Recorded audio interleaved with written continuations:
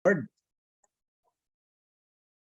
our great God, our Heavenly Father who is in heaven, we come before you, O God, with a humble heart, asking you, Lord, to cleanse us, O Lord God, from all our guilt and our iniquities, O God. Forgive us, Lord, if we have shortcoming, O God. And now, O God, as your word declares, Panginoon, that through Christ, Lord, our sins are forgiven, O God. And we can come boldly to your throne of grace, O God, with confidence, O Lord God, because we have our great high priest, our great intercessor, no other than our Lord Jesus Christ. And through our Lord Jesus Christ, O God, we can come boldly, O God, through your throne of grace. Kaya this time, O Lord God, please grant us, Lord, your presence, O God, to be upon us, to be upon each one of us, O Lord God, and empower us, O Lord God, through this lesson, O God, Old Testament survey, O God. Bless and anoint, O God, Pastor Win, who's going to teach us, O Lord God, the continuation, O Lord God, of Old Testament survey, O God. Kaya, Lord, we claim, O God, and we receive, Lord, your anointing, O God. The anointing comes from the Holy Spirit, O Lord God, who is going to empower us, O Lord God, to understand and to Lord grasp your yung mga teachings, O Lord God, na ituturo ni Pastor Winnie, O God. Lord, help us to focus, O God, sa aming pag-aaral na ito at hayaan mo, O God, na Lord, na parati kaming matuto, O Diyos, madagdagan ang aming kaalaman, Panginoon, at ang mga kaalamang ito ay magagamit namin, O Lord God, sa paglago sa spiritual naming buhay at pati na rin sa aming mga ministries, O Lord God. Kaya Lord, katulad ng sinabi mo, not by might nor by our power, but by your Spirit, O Lord God. Kaya Lord, umaasa kami, Panginoon, na ang patnubay ng banal na Espiritu ay nasa bawat isa sa amin, O Lord God. At hayaan mo, Panginoon, na ang kapuspusan, O God, ang kapuspusan ng banal na Espiritu ay manatili, O God, sa aming mga buhay dahil sinabi mo, do not get drunk on wine that leads to debauchery, but instead, be filled with the Holy Spirit, O Lord God. Kaya marami pong salamat, O God, inaangkin namin, O God, ang kapuspusan ng banal na Espiritu, O God. Kaya thank you, Lord, sa gabing ito, sa aming pag-start ng pag-aaral, O Lord God. Hayaan mo, Panginoon, na ikaw ang maitaas. Basbasan mo po si Pastor Win sa kanyang mga sasabihin, O Lord God, at ang kalakasan mo ay manatili sa kanya at ang iyong kapangyarihan. Marami pong salamat, O Lord God, sa araw na ito at binabalik po namin sa iyo ang pinakamataas na papuri. Pasasalamat, Lord. In the mighty name of Jesus. Amen and amen. Okay. Yan. Okay, Pastor Win, bigay ko na sa iyo yung screen, Pastor Win. Thank you and God bless. Salamat. Maghahanda muna ako.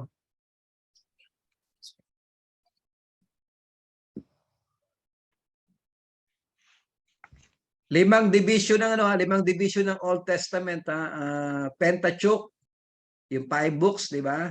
Tapos historical, pagkatapos ng historical, poetry. Pagkatapos noon ay ano na, major prophets, then minor prophets. Okay, yan si Pastor Win.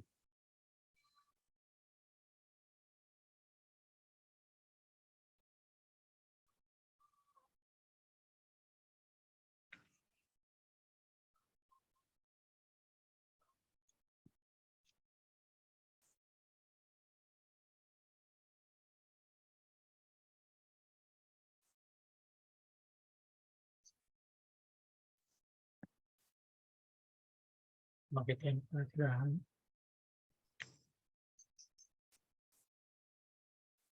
Hindi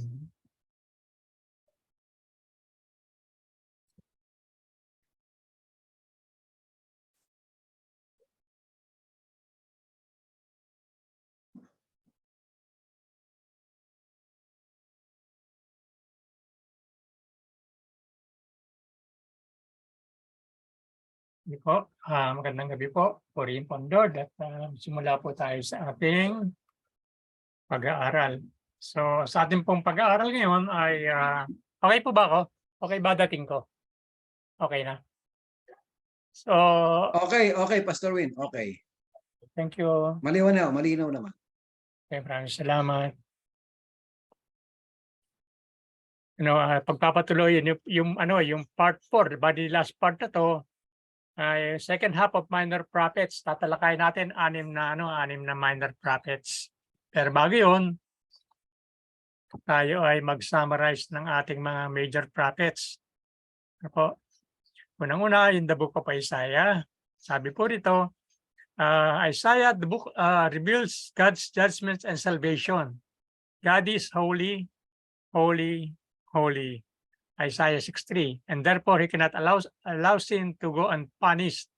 Sabi po dyan, Isaiah 1:2, Isaiah 2:11, 20, Isaiah 5:30, 34:1, 1-2, 42:25, and Isaiah portrays God's oncoming judgment as a consuming fire.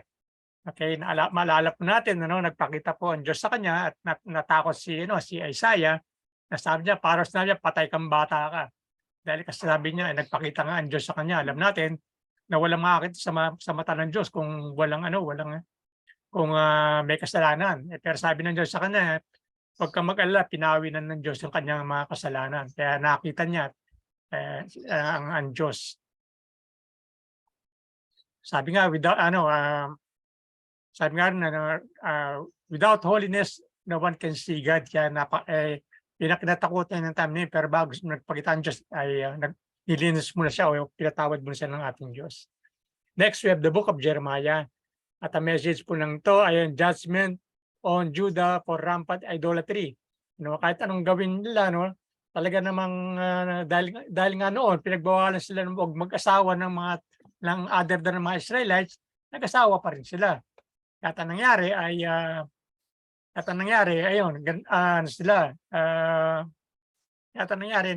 yung napaparusahan sila ng Diyos.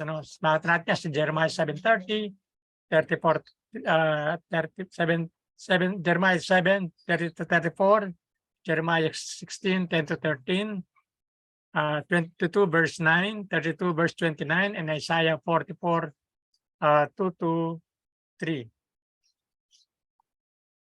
Sabi rin, the book of Lamentation naman nakasunod is divided into 5 chapters. Each chapter represents a separate poem. So matula po lahat yan.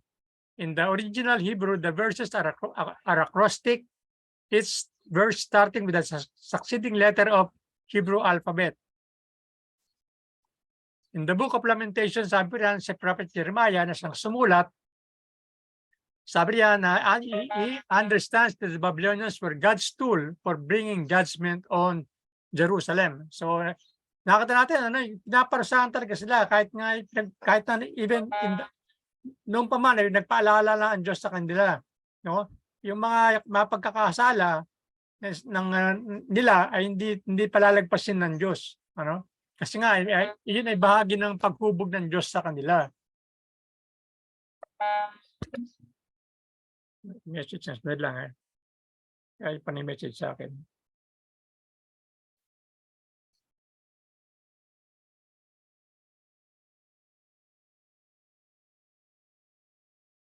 Next, we have Ezekiel. How can you cope with the world gone astray? Sabi yan, yung patanong.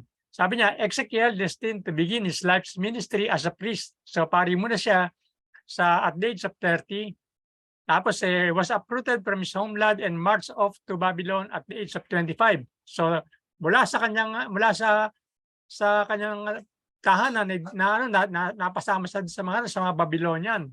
At kasama sa mga nagdusa. Sabi niya, for 5 years, he languished in despair.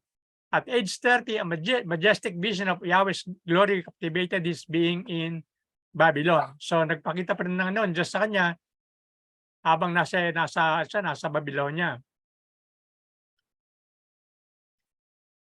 Next, we have Daniel. Sabi diyan, chapter 1 describes the conquest of Jerusalem by the Babylonians. So sinakop ng Babylonians yung Jerusalem. Chapter 2 records Nebuchadnezzar having a dream that only Daniel could correctly interpret. Ano po? At yun nga po, maraming mga salamangkero, mga propeta ng mga Babylonia, pero hindi nila masagot. Actually, dahil sa pangyayaring yun, yung panaginip po ni Haring Nebuchadnezzar ay talagang hindi niya sinabi, hindi niya pinaliwanag. At walang nakapagpaliwanag, hindi pinaliwanag sa mga propeta, sa mga salamangkero, at ang kaparusahan lang ay dapat kamatayan. Pero yun nga po, ang kasama si Daniel doon, pero nung tawagin si Daniel, sabi niya, hindi ko kaya interpret yan. Ang Diyos lamang ang maaaring interpret yan. Kaya in-interpret niya sa pamamagitan ng revelation ng ating Diyos. At na-spare po yung mga salamangkero, yung mga propeta, mga propeta ni Nebuchadnezzar. Ano po? Talaga napakalalim, napakatayog ng kaisipan ng ating Diyos, yung kanyang pamamaraan, napakatayog. Pero pagka nangusap siya, gagamit siya ng tao tulad kay Daniel upang hiyayag niya ang nais niya iparting sa mga hinirang niya. Chapter 7, sabi diyan, God gave Daniel a vision of 4 beasts. The 4 beasts represented the kingdom of Babylon, Medo Persia, Greece, and Rome. So yan po yung pinakita sa kanya. Na makita rin po natin yan sa Book of Revelations, yung connection po niyan. Tapos sa chapter 8 to 12 contains a vision involving a ram, a goat, and several horns, also referring to the future kingdoms and their rulers. Chapter 9, sabi niya, records Daniel's 70 weeks prophecy. God gave Daniel the precise timeline of when the Messiah would come and be cut off. Ano po? At marami po mga sumubok na mag-interpret yan kung kailan talaga mangyari. Ngunit malinaw po sinasabi ng Biblia, walang nakakaalam kung kailan talaga, kahit anong kwenta gawin mo, hanggat hindi hinahayag ng Diyos kung talagang kailan yun. Di ba sabi nga ng Panginoon Kristo, walang nakakaalam yan, maliban na sa Diyos Ama. Yung talagang exact na pangyayari ngayon ay magaganap ayon sa oras ng ating Diyos Ama. Alalahanin po natin, 1,000 years is just a day sa Diyos. At a day is just like 1,000 years sa ating Diyos. Magkaiba ang ating timeline sa timeline ng ating Diyos. So napakahalaga, alam po natin ang mabagay na yan. Next, we have summary of minor prophets. The book of Hosea can be divided into 2 parts. Hosea 1:1 to 3-5 is a description of adulterous wife and a faithful husband, symbolic of the unfaithfulness of Israel to God through idolatry. And number 2, Hosea verses 4:1 to 14:9 contains the condemnation of Israel, especially Samaria for the worship of idols and her eventual restoration. Kung maalala po niyo, talaga po pinakita po rin yung halimbawa na yung pagmamahal ng ating Diyos. Kahit na ilang beses na magluko o mangalunya si Gomer, asawa po ni Hosea, ay tinatanggap pa rin siya. So gayon din naman sa atin, dahil sa pagmamahal ng Diyos sa atin, kahit ilang beses tayo maligaw, basta magbalik loob lamang tayo sa Kanya, tatanggapin tayo ng ating Diyos. Ganun po kabuti ang ating Diyos. Next, we have Joel. A terrible plague of locusts is followed by a severe famine throughout the land. Joel uses this happening as the catalyst to send words of warning to Judah. Unless the people repent quickly and completely, enemy armies will devour the land as did the natural elements. Joel appeals to all the people and the prophets and the priests of the land to fast and humble themselves as they seek God's forgiveness. Alalahanin po natin, dito po nanggaling yung sa the book of Us, na on the last days I will I will pour out my spirit upon all flesh. Ano? Yung mga babae at lalaki magpo-prophesy, yung mga matanda, they will dream dreams, sabi po ron. So dito po nang galing yun, yung prophecy na yun. So the book of Joel. Sa Amos po, sabi riyan, the third book ng minor prophets, bali the ninth book, Amos can see that beneath Israel's external prosperity and power, internally the nation is corrupt to the core. The sin for its Amos chastens the people are extensive neglect of God's word, idolatry, pagan worship, greed, corrupted leadership, and oppression of the poor. So yan talaga sakit po ng mga Israelita, yung mga idolatry, tsaka marami mga pinagbabawal dahil siguro yung kanilang kahinaan, yung malakas ang hatak ng flesh nila. Kung kaya't hindi mahirap lang masunod ang kalooban ng ating Diyos. Yung mga pinagbabawal ay pilitan nagagawa. Obadiah, sabi po diyan, Obadiah's message is final and it is sure. The kingdom of Edom will destroyed completely. Edom has been arrogant, gloating over Israel's misfortune. And when enemy armies attack Israel and the Israelites ask for help, the Edomites refuse and choose to fight against them, not for them. So ganun po nagkaroon ng galit ang mga Israelita sa mga kapwa na yung mga Edomites, ayaw silang tulungan. Kaya nagkaroon po nagka-problema ang relasyon ng mga Israelita ng mga time na yun. Next, we have Jonah. Jonah's fear and pride caused him to run from God. He does not wish to go to Nineveh to preach repentance to the people as God has commanded because he feels they are his enemies and is convinced that God will not carry out his threat to destroy the city. So kung maalala po niyo, si Jonah po yung kinain po ng Leviathan, sabi nila, balyena sa Tagalog. So kung ano man yun, basta isda, malaki isda, kinain siya dahil na nagtatago siya sa ating Diyos. Pero ang Diyos pa rin, sa kanyang sovereign will, hindi tayo makapagtatago. Kung kaya't siya ay napadoob sa katawan ng Leviathan o balyena for 3 days. At makita po natin yun, ang Panginoon Kristo ay namatay. 3 days din siya bago siya nagmakit sa langit. Next, we have Micah. The prophet condemns the rulers, priests, and prophets of Israel who exploit and mislead the people. It is because of their deeds that Jerusalem will be destroyed. So yung mga ginawa po nila, yung mga rulers, priests, and prophets, sa mga kagawin nila, kaya yun po, nadamay ang kabuuan ng Jerusalem. Sabi niya, the prophet Micah proclaims the deliverance of the people who will go from Jerusalem to Babylon, and concludes with an exhortation for the Jerusalem to destroy the nation we have gathered against her. So yan po yung ating minor prophets. Yung unang minor prophets, sorry. Next, we have the seventh. Ito yung Nahum, the Elkoshite, was the author of the book of Nahum. What happened to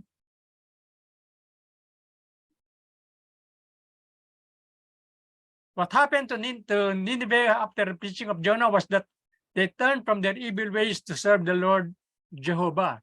So yan po yung mga pinagagawa nila. Nagbalik loob sila. Nagbalik loob sila sa kanilang mga masamang gawi at naglingkod sila sa ating Diyos na buhay. When Nineveh returned to their evil ways, what happened to them? We can apply this in our lives. Sa ating pamumuhay Kristiyano, ay makita pa natin, may apply po natin yan, na sabi that as Christians, it is our duty to stand up for the biblical principles and scriptural truth. For truth is our country's only hope. So napakahalaga na mamuhay tayo sa katotohanan. Ano po? At ang para makapamuhay tayo sa katotohanan, kailangan talaga magkaroon tayo ng personal na ugnayan sa ating Panginoon Kristo na siyang daang katotohanan tambuhay. At siya, kung siya, sabi nga, if the Son sets you free, you're free indeed. Ano? At napakahalaga po, ano? At kung ang Espiritu ng Diyos ay sumasa atin, magagawa po natin itong pinagagawa ng ating Diyos sa atin. Next, we have the book of Habakkuk. Prophet Habakkuk was the author of Habakkuk. The purpose of the book of Habakkuk was that God allows His chosen people to go through the current suffering at the hands of their enemies. Ano po? So, ganun talaga pagka meron tayong pagka minamold tayo ng ating Diyos, o kaya meron tayong mga kapalpakan o maling gawa, pinahintulutan ng Diyos yung tayo magdusa. Ano? Kung naalala po ninyo yung buhay po ni Job, ganun ang naisip ng yung tatlong kasama niya. Ano, akala niya merong ginawang kasamaan si Job, kaya siya naparusahan. Ano, para ba kumbaga, yun ang automatic consequence talaga pag meron kang maling nagawa, may consequence yun. At yung kaparusahan. Pero sa kaso ni Job, hindi. Si Job ay isang matuwid na pinahintulutan ng Diyos Satanas para subukan siya. Ano, kung gaano katatag. Na alam natin, napatunayan ni Job at napagtagumpay niya yung mga pagsubok. Ano? At gaya nga sa sovereign will ng Lord, sabi niya, subukan mo si Job pero wag mo siyang papatayin. Hindi magawang patayin ng diablo si Job dahil nga walang pahinulot ang ating Diyos sa kanya. Next, we have Habakkuk. Ask God regarding the suffering of God's chosen people was an answer to why God's chosen people are allowed to suffer in their captivity. So yun nga, kaya sila nagdurusa, sabi nga ay dahil nga yun, pinahintulutan ng Diyos yung pagdurusa habang sila ay under captivity, habang sila nasa ilalim ng mga sumasakop sa kanila. Tapos the connection of suffering with God's enabling us to go up heights like the deer is to take us to the higher place with Him, where we are set apart from the world. So yun yung dahilan para tayo mapasama sa atin, talaga kailangan talaga yung ating buhay hindi sumasang-ayon sa takbo ng mundo. Kumbaga hindi naman pinagbabawal ang makisama sa mga makamundo, kundi hindi tayo maaaring makisama sa kanila. Kaya tayo makisama, baka sakali sila ay ating mahatak o sila ay mailapit natin sa ating Panginoon Diyos, magkaroon sila ng personal na ugnayan. So ganun tayo inihiwalay ng ating Diyos.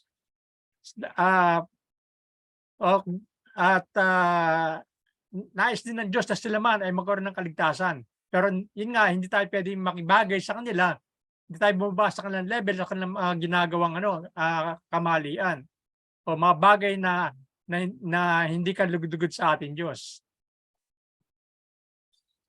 Next, we have the book of Zephaniah. At siya ang author nito. Sabi dito, purpose of the book of Zephaniah was that God is sovereign of all nations. Walang makakapigil sa ating Diyos. Pagka may siyang gustong gawin, walang makakapigil yan. At sinasabi nga riyan, wicked will be punished and the righteous will be vindicated on the day of judgment, and God blesses those who repent and trust.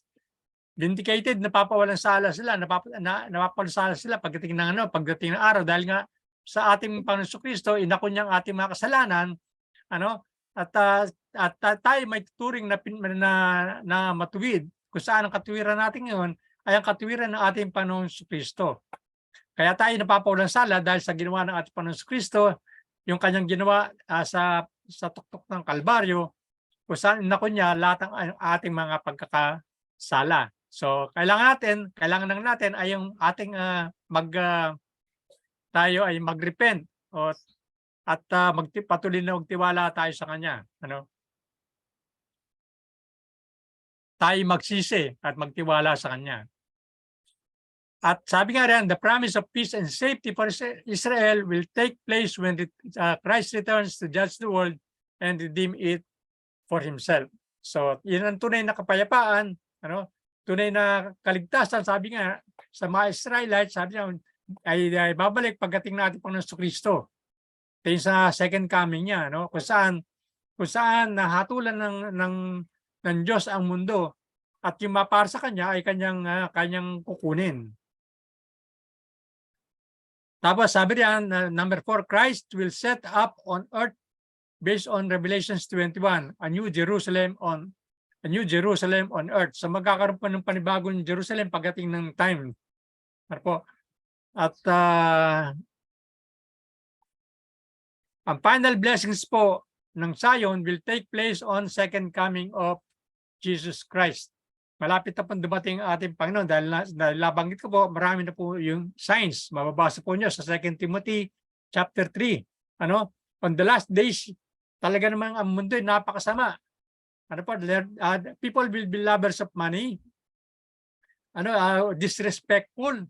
Basahin po nyo 2 Timothy chapter 3, makatap po nyo yung mga nagaganap nyo, mga kaganapan nyo, mga hindi mo maisip na mangyayari, dahil sa kasamaan nga ng mundo, tulad ng Sodom and Gomorrah, tulad ng panahon ni Noah, sa kasamaan ng mundo ay nagkaroon ng sinunog ng Diyos ang Sodom and Gomorrah at nagkaroon ng baha. Ngayon naman ito yung panghuli na kung saan pagdating natin Panginoon Kristo ay dahil na rin sa kasamaan ng mga tao sa mundong ito. Ano po? 2 Timothy chapter 3, makita po nyo on the last days. At yun po, makita natin na sumasang-ayon ang salita ng Diyos sa mga nagaganap sa panahon natin ngayon. Next, we have the book of Haggai, kung saan si Prophet Haggai ang author. Purpose po nito, sabi riyan, was to challenge the people of God concerning their priorities. Alga ba ang mahalaga? Sa buhay natin, ano ba mahalaga? Ito ba yung mga material na bagay o yung mga spiritual na bagay? O yung ating mga trabaho? O marami. Alin ang priority natin? But God did to King Cyrus in response to Daniel's prayer and in fulfillment of God's promises was to allow the Jews in exile to go back to Jerusalem. So dito, nagkaroon ng kapahintulutan si Haring Cyrus, yung panalangin ni Daniel, very powerful. Very powerful ang prayer ni Daniel at yun nga, natupad yung pangako niya na makabalik ang mga Hudyo sa Jerusalem. Sabi nga sa the book of James, a prayer of a righteous person is very powerful, is availeth much, sabi sa ibang version. Talaga namang dahil kasi ang katuwiran nga ng ating Panginoon Kristo sa atin, ang Espiritu ng Diyos na kay Daniel, kanyang pamumuhay na matuwid, kaya very powerful ang kanyang naging panalangin. Katulad po ni Elijah, very powerful din ng yung time niya na wag umulan for 3 years, hindi nga umulan. Ganun talaga ang matuwid sa mata ng Diyos dahil sa ating Panginoon Kristo. The 5 things according to Haggai, people of God must do. Ito yung mga dapat po natin gawin ayon kay Haggai.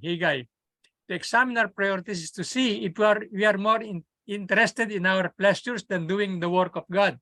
Ano ba mahalaga? Mga ganitong gawain o yung mga party-party o yung mga, alam niyo na, mga grupo-grupo kung man na hindi na ayon sa kalooban ng ating Diyos. O yung ating mga trabaho, minsan dahil nga minsan binayaran tayo ng magandang trabaho pero kakalimutan natin yung ating priority. Alalahanin po natin, kaya tayo nagkaroon ng magandang trabaho, ay pagkapala ng Diyos yun dahil noon nasusunod natin ang kanyang kalooban. Kaya huwag natin kaligtaan na ang lahat ng iyan, lahat ng mga pagkapala ay nagmula sa Diyos. Sabi riyan, kalawa, to reject a defeatist attitude when we run into opposition or discouraging circumstances. So, tayo po, sa ating buhay mananampalataya, marami tayong mga bagay na mararanasan, mga persecution, taghirap, mga pagsubok. Hindi tayo dapat malugmok sa bagay ito, kundi sa mga bagay na yan ay dapat yung mapagtagumpayan po natin yun lahat natin yan. Pag tayo nagdapa, bangon. Nadapa tayo ulit, bangon, nagkamali tayo, pagsisihan natin. Balik loob tayo sa ating Diyos. Pero hindi tayo dapat sumuko. Ano po? Kung alalahanin po natin, mas makapangyarihan ang espiritu na sumasa atin kaysa sa espiritu ng kamunduhan. Kapag tatagumpayan po natin, wag lang po tayong susuko, dahil alalahanin po natin, kasama po natin ang ating Diyos. Purihin po ang Diyos. Next, we have to confess our failures and seek to live pure lives before God. Yan nabanggit ko kanina,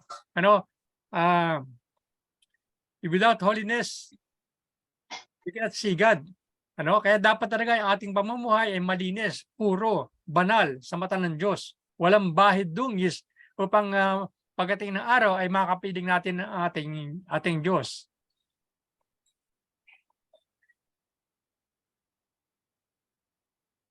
To act courageously for God because we have the assurance that He is with us always and is in full control of our circumstances.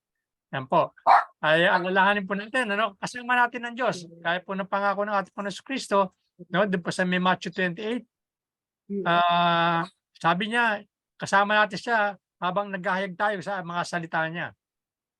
At ang Espiritu ng Diyos ay sumasa atin. Alalahanin po natin yun. Ang banal na Espiritu ay sumasa atin. Wala nang tanggapin natin ang ating Panginoon Kristo. At tayo nga ay naging templo na ng Diyos. Huwag po natin kalilimutan yan. At alalahan natin, ang Diyos ay sovereign, almighty. Pagka mayroong siya may control ng lahat ng bagay. Kaya wala tayong dapat katakutan.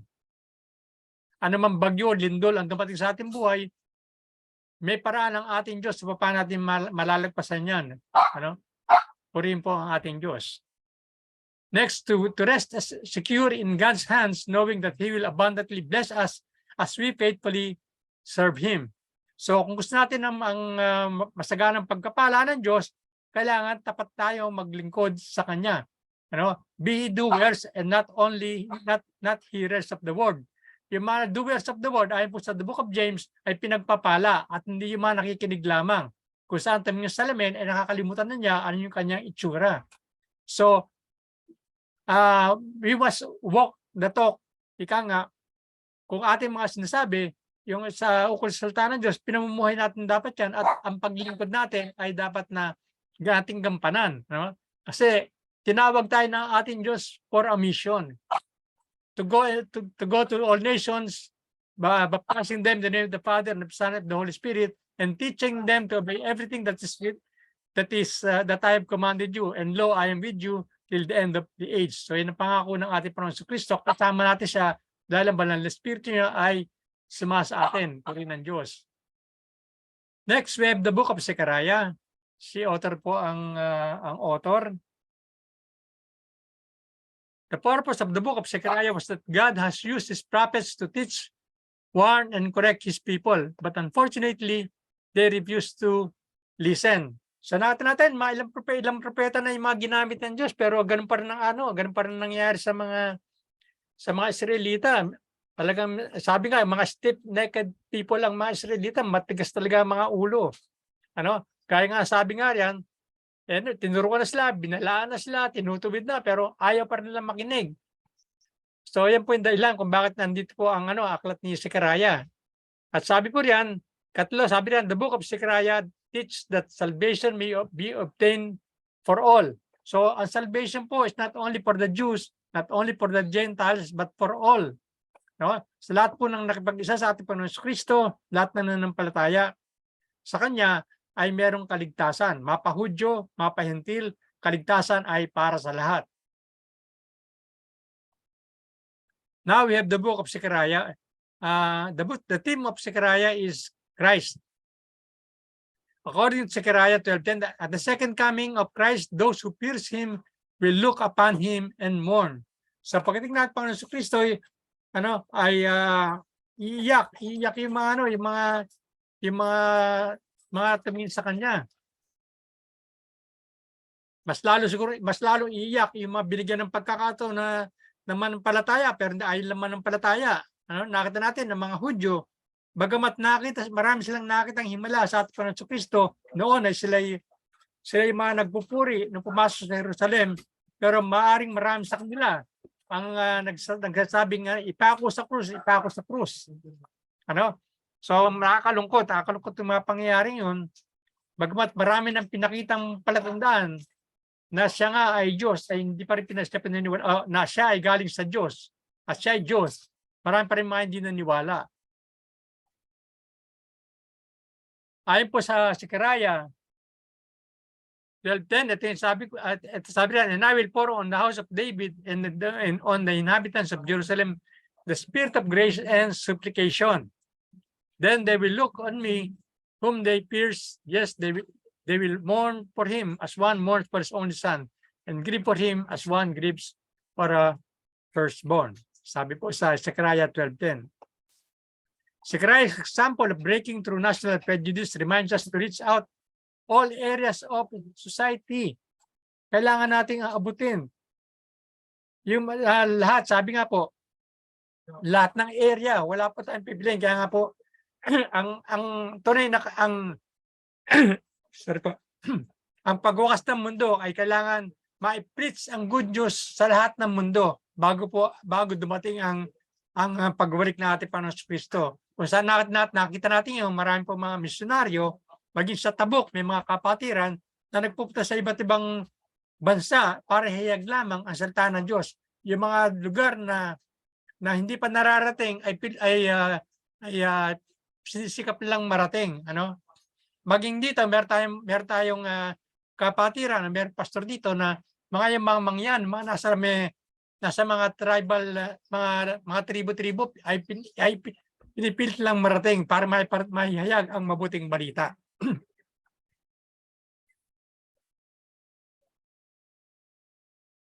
Last but not least po, we have the book of Malakay. At ang author po natin ay si Malakay. The purpose of the book, sabi po riyan, is to tell the people to turn back to God. So ang nais ng Diyos ay manumbalik ang mga tao sa Kanya. The book of Malakay prophecy concerning John the Baptist was that he was the messenger of the Lord sent to prepare the way, ayon po sa Matthew 11:10, for the Messiah, Jesus Christ. So siya po, nakita po natin, pinakita po si John the Baptist, na nauna sa ating Panginoon Kristo, siya ang nagbautismo sa ating Panginoon Kristo at the age of 30. Sa mata po natin, baptism, ang baptism ay hindi yung bagong panganak, ibabautisman, hindi po yun. Mali po yun. Child dedication po ang tawag doon. Ang tunay na bautismo, kung aaralin po natin, yun po yung mga bata o yung mga tao may kaisipan na kung ano mabuti at masama. Alam niya yung masama at mabuti. Binabautismahan. Naunawaan niya ang mabuti at masama. So, alam niyo na po, ang tinutukoy ko, yung ginagawa ng ay mali po yun. Child dedication dapat yun, hindi dapat po baptism. At hindi po kailangan yung confirmation. Ano po? Purihin po ang Lord. Sabi niyan, Matthew 11:10, for this is he whom is written, behold, I send my messenger before your face, who will prepare your way before you. So, yan po sa Matthew 11:10, at yung baptism po yata, kung nagkamali, ay nasa the book of John. The lesson in Malachi 3:7 is that if we return to Him, He will return to us. Sabi niyan, Malachi 3:7, yet from the days of your fathers, you have gone astray from my ordinances and have not kept them. Sabi niyan, you have gone away from my ordinances and have not kept them. Return to me, and I will return to you, says the Lord of hosts. But you said, in what shall we return? Ano po? So, babasahin po natin yan, maging yung kanilang mga pag-handog ng kanilang mga hayop ay may mga diferensya na hindi katanggap-tanggap sa ating Diyos. Kahit na yung mga sabi nga, gobernador o maging mayor, hindi tatanggapin yung mga ganong klaseng mga bulag, pilay na ng mga hayop na inahandog. Lalo na sa ating banal na Diyos, hindi katanggap-tanggap yun. Maraming mga ginawa ang sa panahon ni Malakay, yung mga Israelita na hindi katanggap-tanggap, kaya ang himok ng ating Diyos ay magbalik loob sila at sila ay tatanggapin ng bukas palad ng ating Diyos. Yan po yung ating pangwakas, sabi po yan, end of Old Testament survey. Alalahanin po natin, after ng the book of Malakay, 400 years of silence. Meron pong 400 years ang gap ng Old Testament at ang New Testament. Kung saan, sabi nga riyan, during which so far as we know, God did not speak, no scripture was written. So 400 before Christ ay walang mga scriptures na nangyari kundi katahimikan lamang. At para ba ang Diyos ay tila na wala. Ganun nangyari dito. Pero sabi riyan, the 400 years of silence began with the warning that closed the Old Testament. So ito po yung pangwakas. Dito nagtatapos ang Old Testament. Kaya po yung mga nabubuhay pa ayon sa Old Testament, gaya po ng mga Hudyo, meron pa pong mga Hudyo na kalulungkot na hanggang ngayon sa Old Testament pa sila namumuhay. Maging may mga Muslim, ganun din po. Meron po sa Old Testament ang kanilang pinanghahawakan. Nakakalungkot po. At po hindi na kayang tanggapin itong pagdating ng ating Panginoon Kristo bilang tanda ng pagpasok ng bagong tipan. Sabi po riyan, behold, sabi niya, I am going to send you Elijah the prophet before the coming of the great and terrible day of the Lord.